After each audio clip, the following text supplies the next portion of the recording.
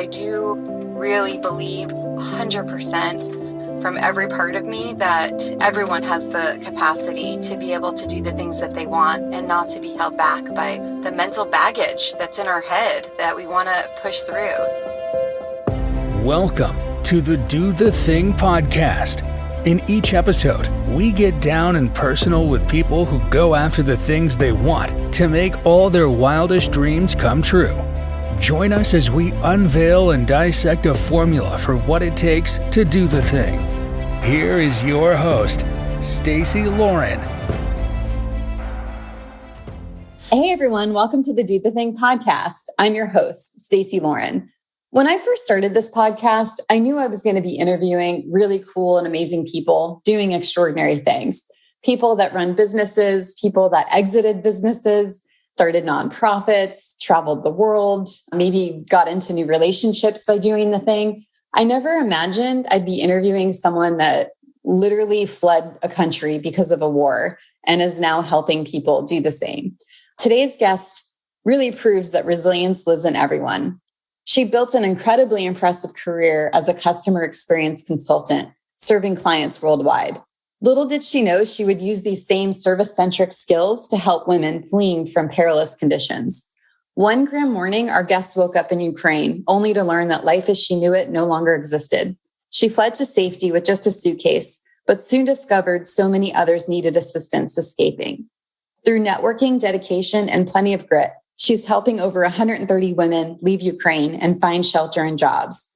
Her ability to pivot 180 degrees and transfer her skills during times of war is nothing short of remarkable. It's my honor to introduce Anastasia. Hi, Anastasia. Hi, Stacey.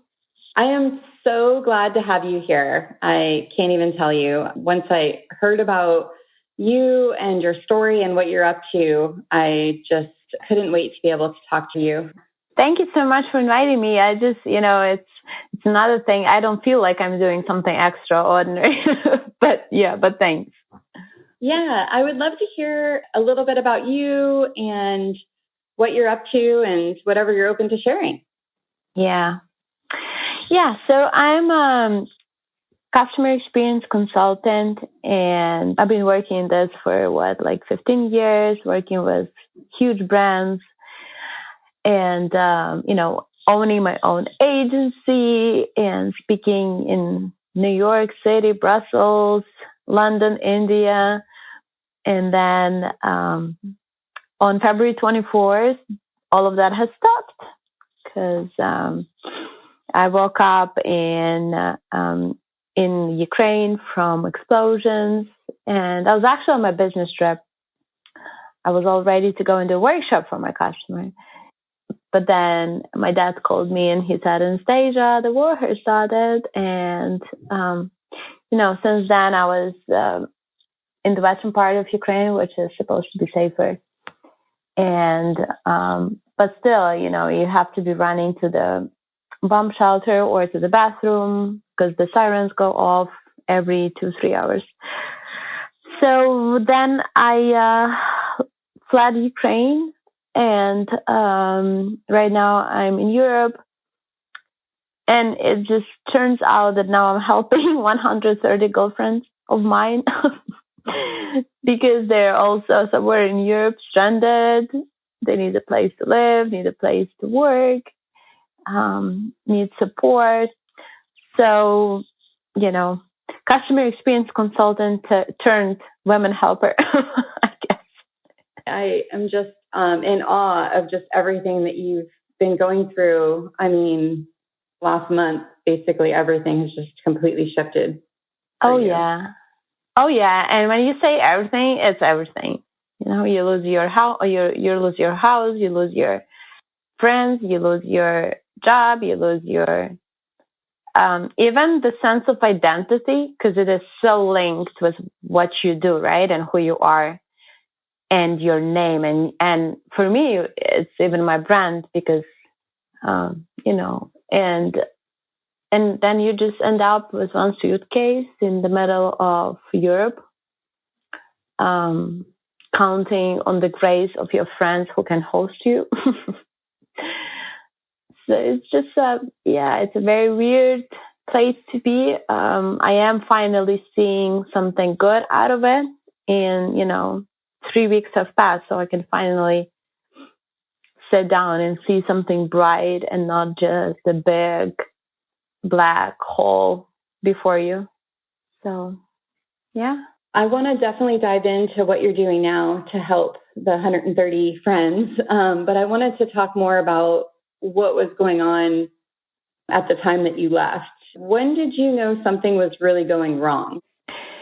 Yeah, we would have all the information about Russian troops being gathered around the borders of Ukraine.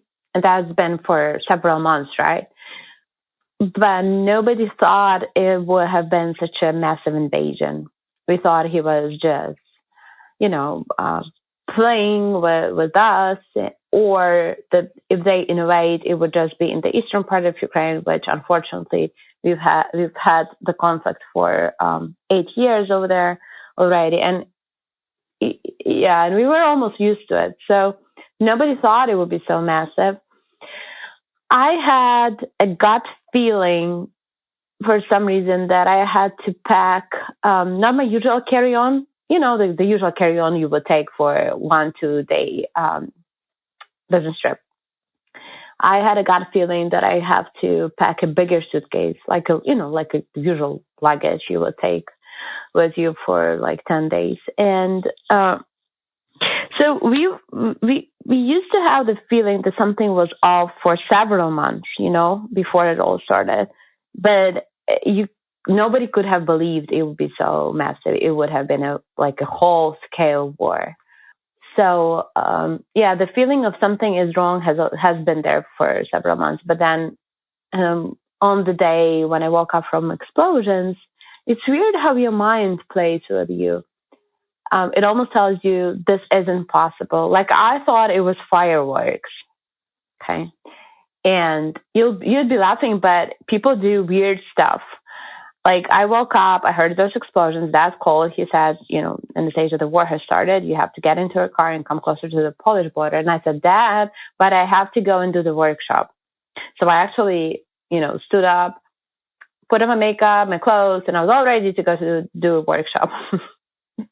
Then some of my girlfriends, they started things like washing their hair or vacuuming. So it's just weird how your mind plays tricks with you. You have to be packing and leaving like right away, but your mind is telling you everything is fine. This can be true. Yeah. Yeah, you were almost just kind of acting as if doing your normal things while this is happening. And I feel like that's just a coping strategy, right? It could be, but it's also a trap. You probably have heard when when the buildings are on fire, and if the fire is at night, people are not leaving their homes. They're not escaping because they think their mind tells them it's impossible. So they stay and then they die there. So I think that's something else. I'm not a therapist, so I wouldn't want to show any kind of knowledge there, but something weird. I think your mind freezes. That's probably the explanation of it. Your mind freezes because it's a stress. Yeah.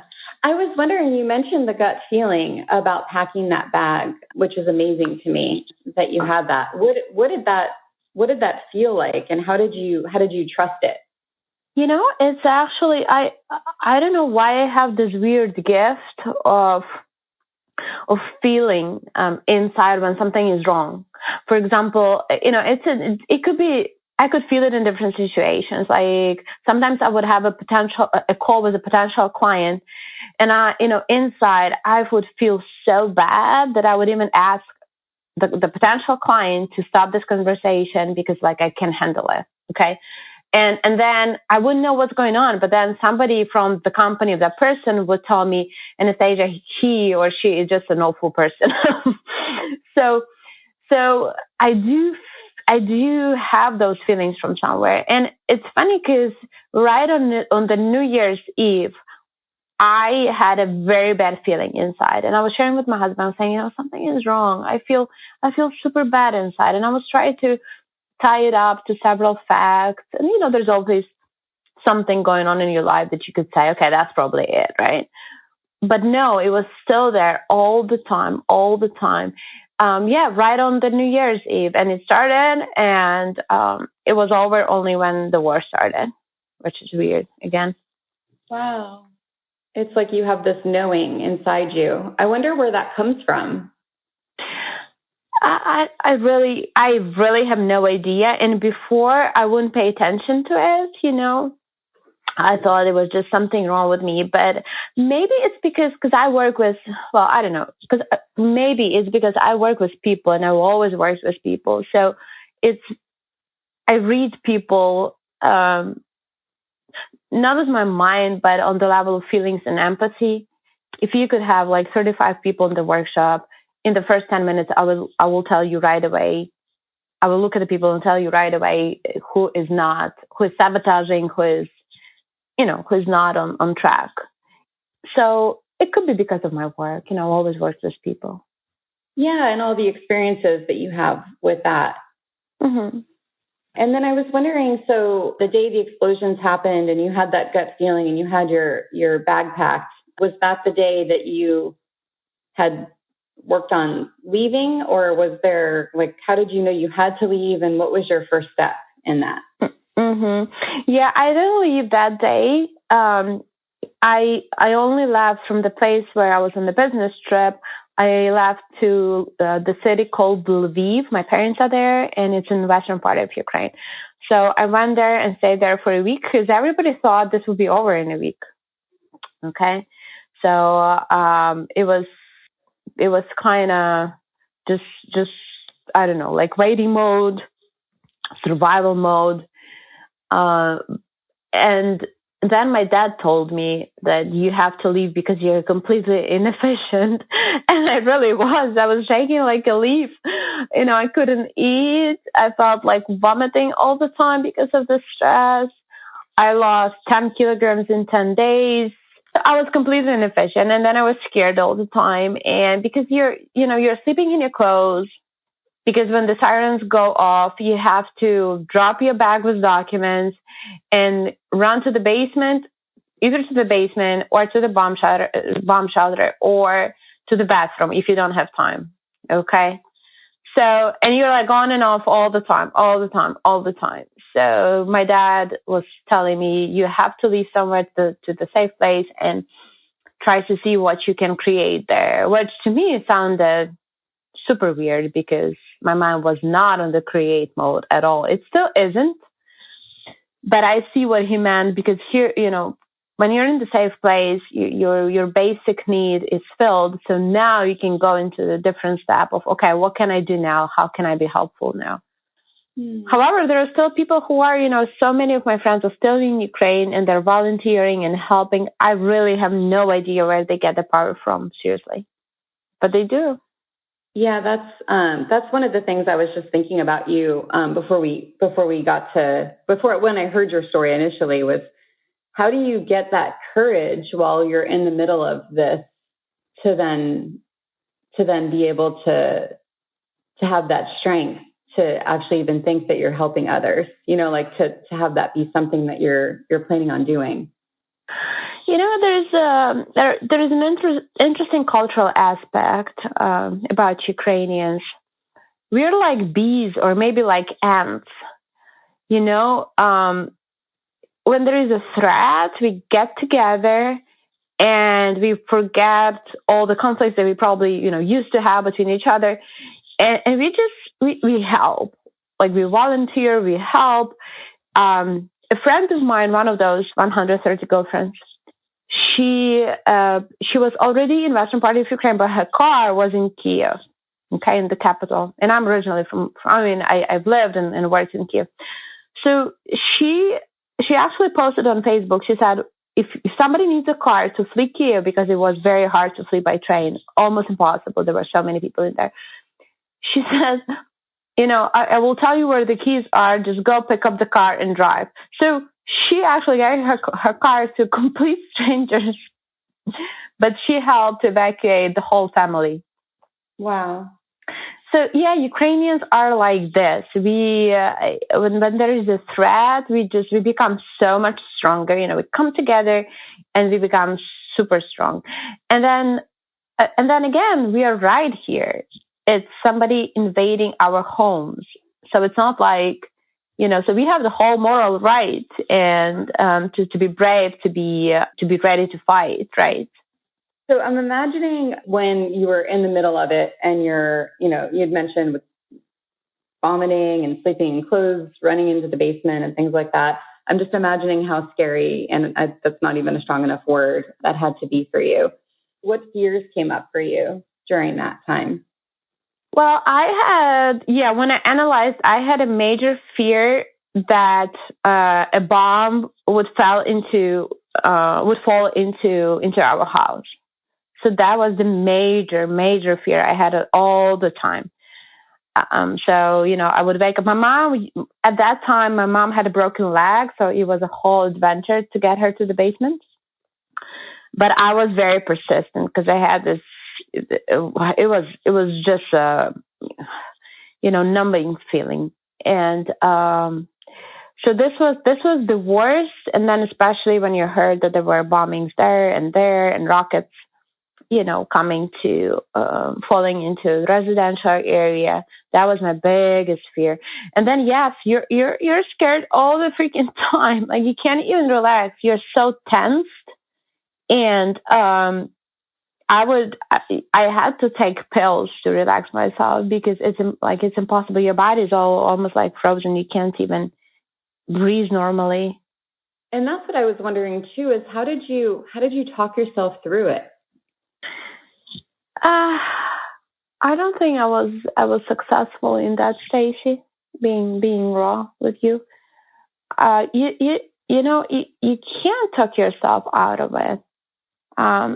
You tell yourself, okay, I have to eat right now, and you eat even though you don't want to eat. You take that apple and try, or a piece of banana, and then just squeeze it into yourself.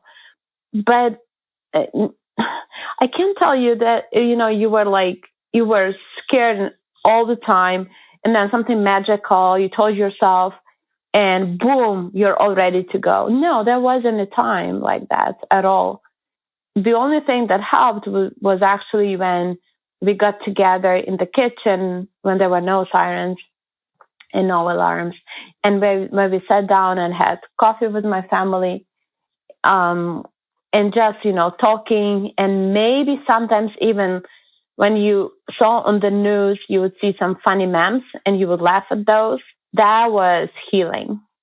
As you know, we sort of talked briefly about this being a podcast about doing the thing. And you're on the ultimate spectrum of doing the thing, or, you're able to actually do it during something like this. And hearing you talk is just fascinating to me.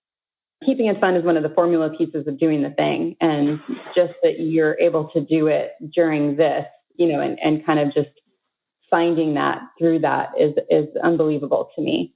How did you, I'm trying to think of the right question to ask for that, because that is beyond anything that I could have imagined, was that finding the humor in it. You know what I mean? Like not in this, but in the moment. Was it just purely just that this is what I can do, is I'm able to laugh? Or was there something that you had to say to yourself to be able to let your guard down? You don't even analyze that. You're stuck to the news all the time, right? You're looking at the news feed, and then somebody would put something like, you probably saw those farmers stealing the tanks, Russian tanks. So you see that, the farmer using a tractor to steal a Russian tank, and you just laugh, right? Because it's hilarious. So that, or for example, when, because some of my clients, actually lots of them, lots of my previous clients in Ukraine, male, would be fighting right now, right? So when they heard that I had this group of 130 girlfriends, they were like, Anastasia, we heard you had this group. Do you by chance have any single friends too? And it was such a dark moment. I remember it was, the news was horrible that day. And when they said it, I posted it in our group for the girls. I said, girls, you know what? I think I have an interesting request from the military boys.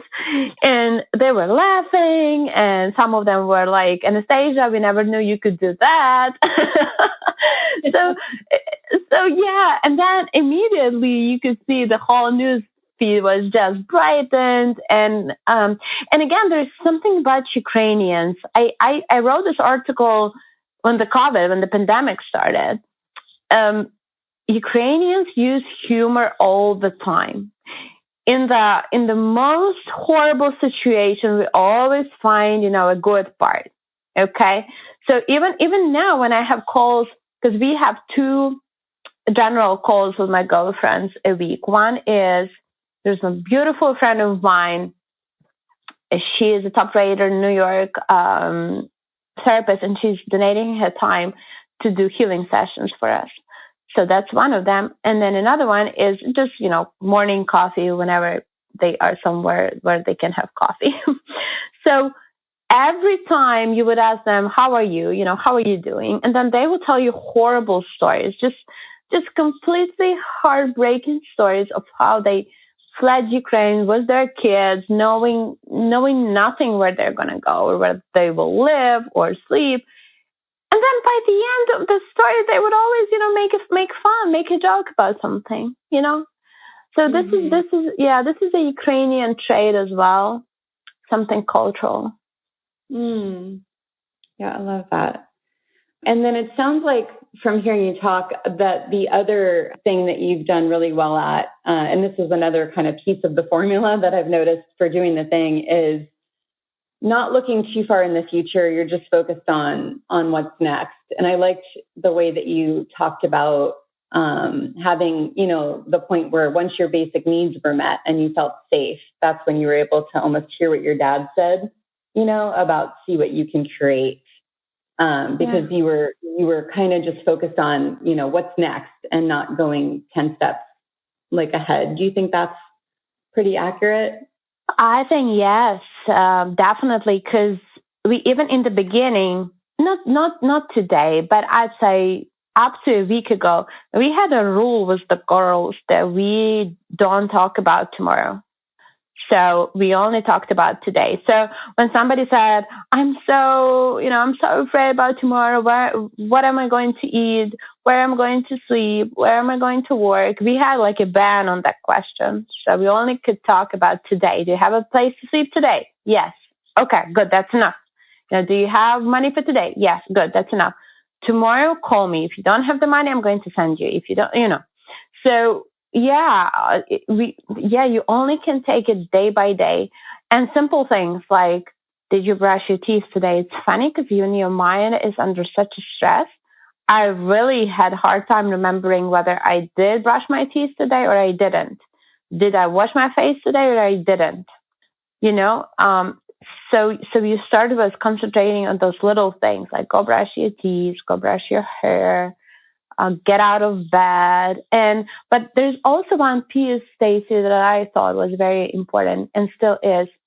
In such, traumatic experiences, you need somebody to tell you what to do. You almost need somebody to tell you what to do. My dad was the one, right? He told me to leave. Now, right now, I'm talking to some of my friends who are still in Ukraine in awful conditions. They're in the basement for 14 days or for 15, no gas, no heating. Some of them don't even have food anymore. And when you tell them, there's going to be a green corridor, please leave, they're not leaving. So it's almost like in those traumatic experiences, you need somebody to actually come and drag you physically out of bed. And I know that some people are trying to be polite and to give space to that person, but I personally think this is not a good situation where you have to give space. My best friends during this time were those who said, Anastasia, I'm calling now, I'm coming now. I've arranged a speech for you to do in Mexico. You will not even believe this, Stacey. A person I saw once in my life on Zoom is arranging for me to do a speech for Mexico And he has already gathered 100 people, and they all are donating some money to my cause for the girlfriends. I didn't ask him to do this because I didn't have any emotional or physical power to even think about this, right? So in those traumatic experiences, I think, like, I don't know, at least for me, you need somebody to be very direct with you. And the time with my girlfriends, I don't go around telling them, if you need something, call me. No, I ask direct questions. Do you have a place to stay for tonight? Do you have food? I don't know if you have it as a piece of your formula, but that's something I'm experiencing for sure. Mentor, a friend, but you need somebody. And then if your friends are going through something like this, then don't be just like, I hope you're doing fine. I'd love you to share more about what you're doing now, and what would you like people to know about what you're doing now? Okay, so that's so funny what I'm doing now, because I've always told my husband, I wish I had girlfriends in my life, because I was overworked. I work hard, and because of that, I never had time to go out for coffee with my girlfriends. It was only coffee with clients, dinners with clients, lunches with clients. So I was always complaining that I don't have girlfriends in my life, and so now I don't have a lack of girlfriends anymore. How it all happened. When I fled Ukraine, I started texting some of my former clients and former students, because I taught at the business school, and I would ask them, where you are now? Do you have a place to live? Do you have any means? And first girlfriend was like, I'm in Croatia now. I only have my hotel paid for 2 nights. And I can go back and stay with my ex-husband, but he has a different family now, so there is no way. So I would, of course, do what? Like pay for her hotel, right? Then there was another friend and another friend. So in the beginning, there were 10 of us. And then more and more people who know me personally, have realized that I'm doing accommodations, helping with accommodations and jobs and mental support, emotional support. So they have started asking me for some more help. So now I have this group of 130 girls that I'm not helping each one of them anymore, because now they are also helping each other. That's good news. Okay. But I'm kind of like curating them and helping them with the place to live, looking for jobs for them, because these women are well educated, former HRDs, marketing Ds, and I want them to have good jobs and not just go and clean somebody's apartments because they need to survive, So, that's what I'm doing. And then people started asking me if they could donate some money. And I personally don't feel good accepting somebody's money. And then it just, to me, that doesn't feel good. Okay. So I started sharing my expertise, everything on client retention, customer experience. I'm doing webinars now, and some people come, some people just pay, I don't even come. But even if they don't come to the webinar live, I do send them a recording. So I feel like, I earned this money, and this money becomes an SOS fund for my girlfriends. So when they need something, I would pass it over to them. Yeah, that's unbelievable. So you're basically trading your business knowledge and experience, and in turn then helping this group of women. Yeah, but that's what I know how to do. I've always done webinars. It's just that I would have never thought that I would use it to such a cause. Yeah. So when they're coming to you, they pretty much have just fled Ukraine, and then they're kind of going through that similar thing where they're getting their basic needs met, and then they're like, okay, now what am I going to do? Is that kind of? All of them are in different stages. So some of them are only thinking about leaving and they need help. Like, for example, they would be saying, we want to leave, but we don't know which country to. So, and Poland now is just overloaded with Ukrainians. So we would say, okay, girls, what do you say about Romania? Romania it doesn't have so many people in, okay? So then we would find them a place to live. And some of them are already living in Europe for 2 weeks, and some of them already have their kids at schools, right? And but now there is a new wave because we were looking for some temporary accommodations for 2 weeks, for example. And not everybody can host you more than 2 weeks. So now they are looking for something permanent. And I'm really afraid of that wave because permanent means that they would need to pay for their to rent their apartments, right? Mm-hmm. And renting an apartment in Europe is always around 1,000, 1,200 euros a month. So, I'm really, I'm scared of that wave now because it's not like paying for 2 or 3 nights more. It's a big thing. So yeah, everybody is in different level. Some women can share, where they took the language courses for free, what to do, what not to do in the country where they are now. Because we have people almost everywhere in Europe now, seriously, almost every country. So now they are also helping each other, which is good because I wouldn't have been able to handle 130. What I do want to do, though, I do want to start collecting their stories and to write a book because their stories are heartbreaking, horrible, but also very inspiring at the same time. I was wondering about that too. I actually have a few things. One was, it sounds like you're building this unbelievable community of women that are now, like, you've created it in a way that not only are you helping lead the way, but you're helping them support each other. Like, how do you think you did that? So, at least from what people and clients have always been telling me, they always tell me that I'm inspiring them to be better. And so what we do with companies, we do service transformations, okay? So we actually, we take one company and we help it to become what I call truly service company, right? That means changing people as well, because I don't believe the company change, people change in the company, right?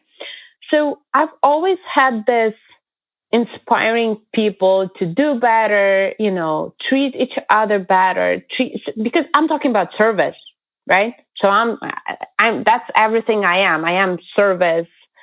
Anastasia equals service. That's how people heard about me and knew me. So number one, I think that they just, they wanted somebody who can inspire them in such an awful situation.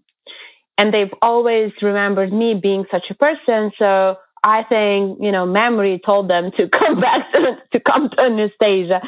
And then that it just, again, a nice comparison with ants. Ants, when they travel, they meet the same ants that have the same pheromones as they do. So I think that you just click with with people who are the same by values, who are the same by their notions of good and bad, right? So I already had this community. It's just that now they're all connected and they're all together. And I have to tell you, after our calls on Saturdays, I don't even say anything, okay? I just ask them questions. But then after the call, they would be like, Anastasia, this was the best call ever. I feel like I want to live again. And I'd be like, okay, but this is totally not me. It's the community. You're right, Stacey. It's about the community now, not about me at all. Wow. Yeah. And that is another formula, is the community and being around. It's kind of around being around like-minded people, but also that support system, of accountability, because you're each seeing that the other can do it, which is then potentially giving them the hope that they need. Yes. How are you finding hope through all of this? definitely helping somebody else helps. It gives you a purpose. I remember the first days I felt like winning because they keep sending you those harder and harder tasks. You know, four women, 6 kids, and 2 cats. Need a place to live. Yeah, when? Tonight. Where? Budapest. Okay, let's do this. You know, so I felt by the end of the day, I felt accomplished because I could help, 5 women, 6 women, 10 women, doesn't matter. So that really helped. That gave me power. Also, what I realized for myself, at least, I'm in Italy now. And before, my husband and I would come to Italy only for a vacation or shopping. Okay. Now I'm shopping in the supermarket, grocery supermarket, and I'm counting my euros because, I'm on a save mode, of course. So, but even now, when we went out and I said to my husband, I said, you know what, I really want to go into Italian coffee shop, sit outside in the sun and have my cappuccino so that I feel like life could still become normal. So little things like that, even though you have to overcome so much guilt inside because you're thinking, okay, I'm sitting here in the beautiful place, sipping my cappuccino while my friends are, and then 3 dogs because you have all those thoughts. But at the same time, these little things, they do bring me back to life. They almost tell me, life will get normal at some point.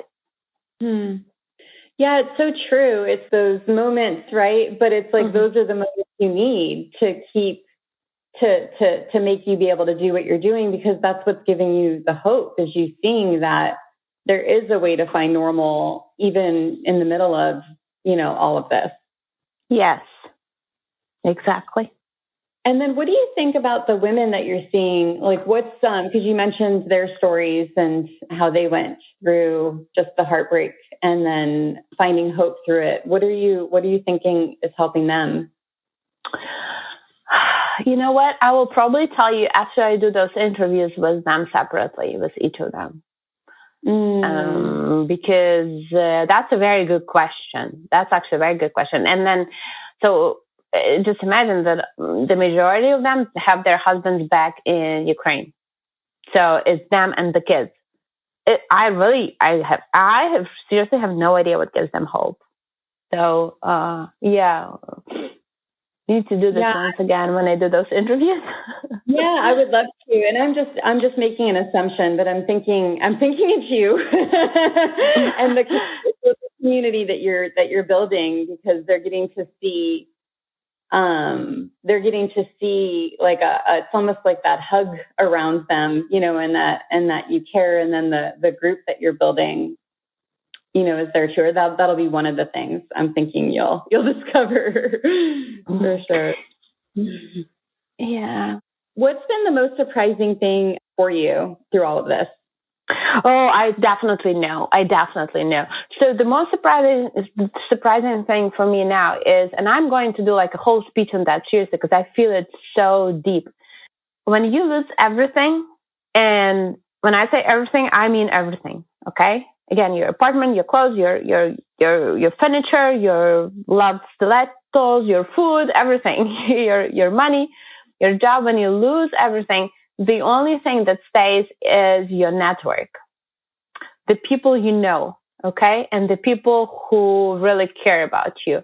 Now, why they care, that's a huge question, because I'm so surprised how the international community just opened their arms to my girlfriends, my friends, and they accept them in their homes. They share their meals, they share their beds, apartments, clothes, money. It's just, to me, that's the most surprising thing.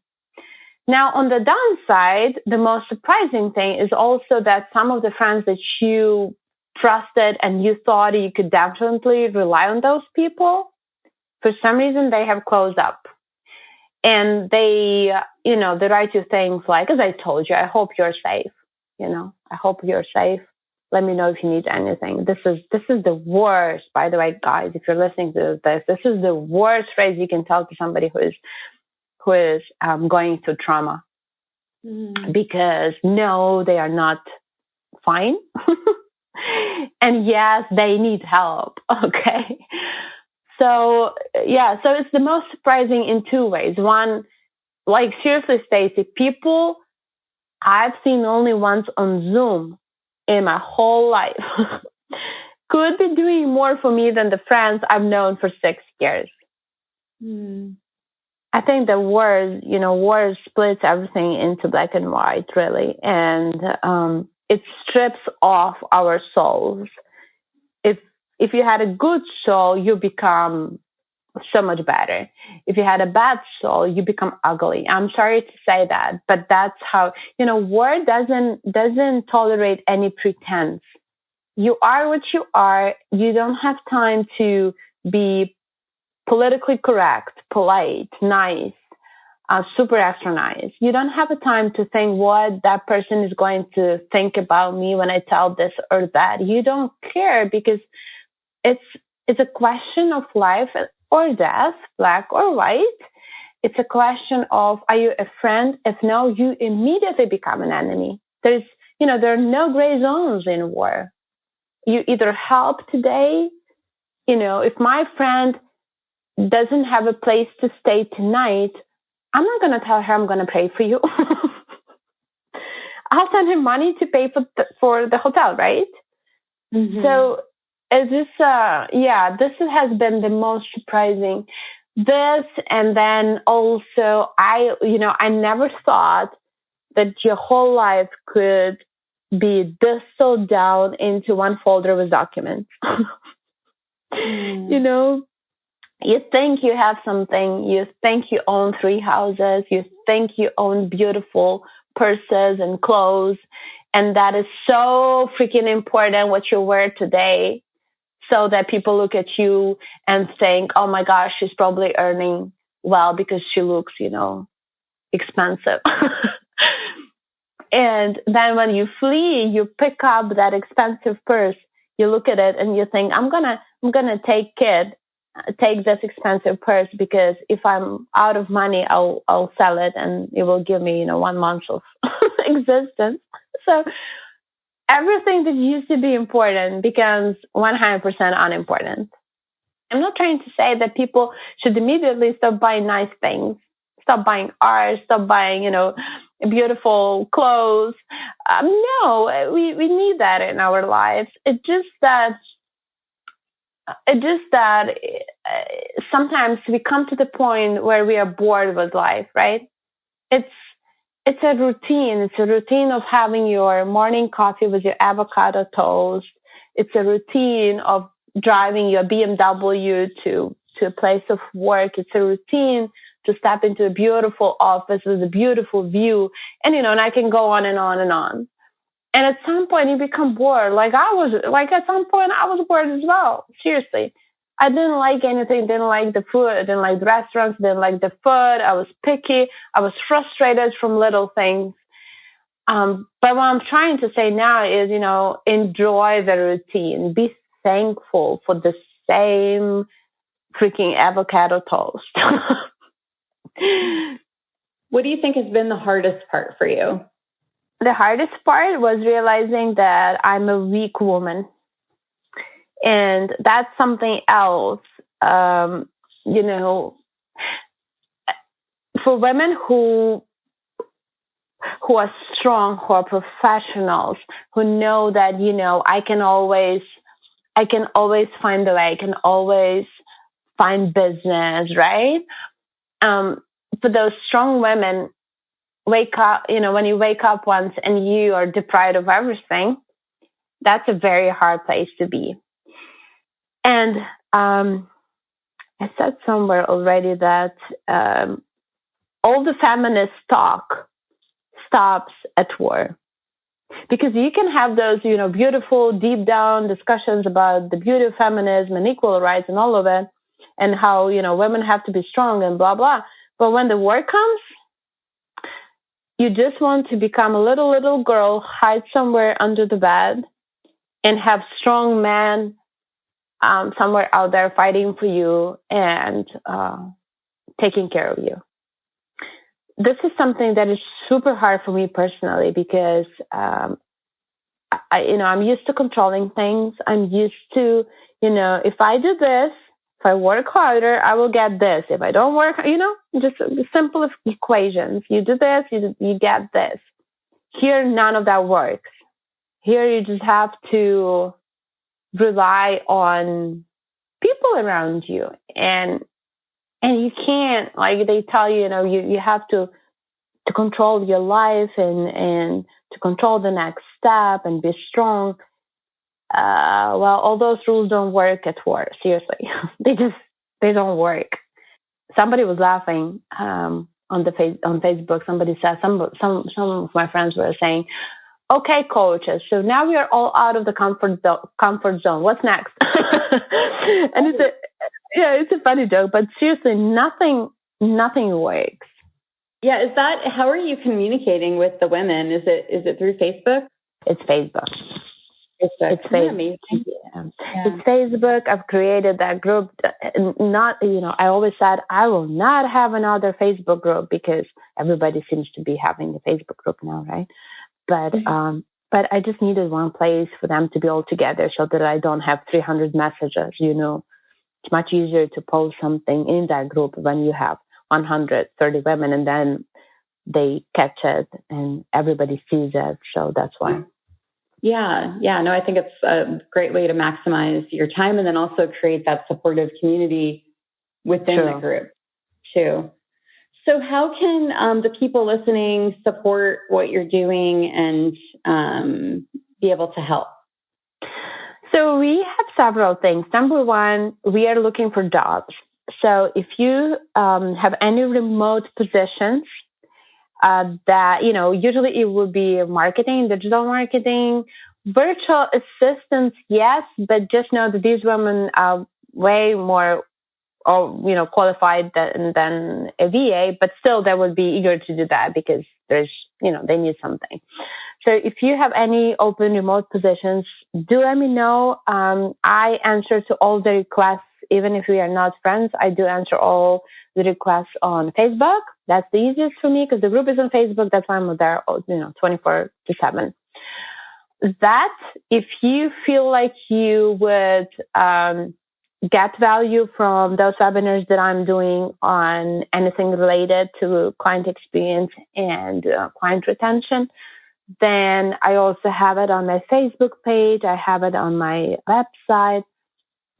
That as well. And then I don't know if you feel like you could jump on a call with us and do something on the call and support us just with your time. That's also enough. The most supportive, of course, for each woman individually, it would be a place to, a permanent place to live and a permanent job. That's the best because then we know that this woman is safe. She has a place to live and she has a job. Now she could be completely on her own with some calls and checking on her. So that's the best part. Everything else, I do understand it's temporary. It's a temporary shot that will, that will keep them for some time. But I'd say, we are grateful for everything. Seriously, it's not like we're going to be saying this we need and that we don't need. Yeah. And so if they want to be able to help, then they're able to just reach out to you on Facebook and then basically say, I would like to help with the place to live or with a talk or with getting someone to work, through the digital marketing or using your service, like using something you provide, which then will then support the group. Yeah. I myself am looking for international clients on, customer experience, customer service workshops because that all has stopped for me as well. Yeah. Okay. Yeah. That's wonderful to be able to hopefully spread that message. The other thing I wanted to just mention that I liked what you said, because I think a lot of times when people are in the middle of crisis, it's hard to ask yourself questions. And you had mentioned that, what can I do to help? What do I do now? And then what your dad said, it was almost like he planted the seed, like see what you can create. And I just wanted to mention that I really liked that concept, because it almost stops you in your tracks, and it gets you out of that mode of crisis, I'm thinking. Mm-hmm. Yeah, you need to do something and to talk to somebody to get your mind off the news for at least some time. Because if you don't, then you'll find yourself just scrolling the news. Is there anything that I have not asked you that you wish I asked you? Oh, no, Stacey. I think that's already plenty for people who have never experienced war. Because really, that's a lot to process. And I don't have an expectation or bitterness around you all people don't know what we are going through. No, not at all. I believe that, everybody has to be impactful where they are, okay? And it doesn't matter where you are, but, just make sure that you're creating something, you're impacting something or somebody. So, but I understand that for us, it was a huge shock, right? So, I'm not expecting people to understand what we are going through at all. And I wish nobody would know what that is, okay? I am already thankful for all the beautiful support that we are getting internationally, for real. So this is already plenty for us, and this is already plenty for people who have never experienced this. And there's a lot to process, I'm sure. And just, if I could help somebody today to, rethink their routine, rethink their notion of what's important and what isn't, then I'm happy already. Thank you so much. And then I have one more question. So if you only had one piece of advice to give people on doing the thing, either in crisis or out of crisis, what would that be? I'd say close your eyes and do the little micro nano step, but do it, even if it means brushing your teeth. Because when, I do remember there was one day on Sunday, I woke up and I was in bed completely. Like I was weeping and I didn't want to get out of my bed for the whole day. And I know that there will be time like this, and that's also fine. But if you are in that bed and you think, okay, I don't want to get out, okay, can you at least get out, make yourself some tea, and then you can go back to bed. But just get yourself some tea, for example. That's already a little action. And don't expect too much of yourself on such days. When you're going through major stress, because especially if you're a person like lots of Ukrainian women are, we are doers. So we are actually being harsh on ourselves that, a day has passed and we haven't done anything and we haven't been efficient. Just be easy on yourself in such days and in such times. That's beautiful. That's beautiful. Yeah, if you want to share your website and your Facebook page and how people can find you, that would be amazing. The hard thing is my second name. It's almost every letter of the alphabet, so it's not going to be easy. But it's Vladychynska, Vladychynska.com. Anastasia Vladychynska on Facebook, LinkedIn, and then on IG, I go under the World Service Coach, because that's what I feel like I've been teaching the world, and I continue to. Well, I can't thank you enough for joining me today, and I just am floored with you and everything you have been doing, and I'm grateful to have had this time with you. Thank you, Stacey. I appreciate this, and I appreciate any opportunity to spread the word of what is really going on. And if we could help somebody listening, then it's great. Thanks for listening to the Do the Thing podcast. We hope you enjoyed the show. But even more, we hope you'll be inspired to do the thing. Do you have a burning question on doing the thing that you'd like answered? How about an inspiring do the thing story of your own that you'd like to share? We'd love to hear all about it. Just leave us a voice message at dothething.callcast.co or email us at hello@dothethingpodcast.com.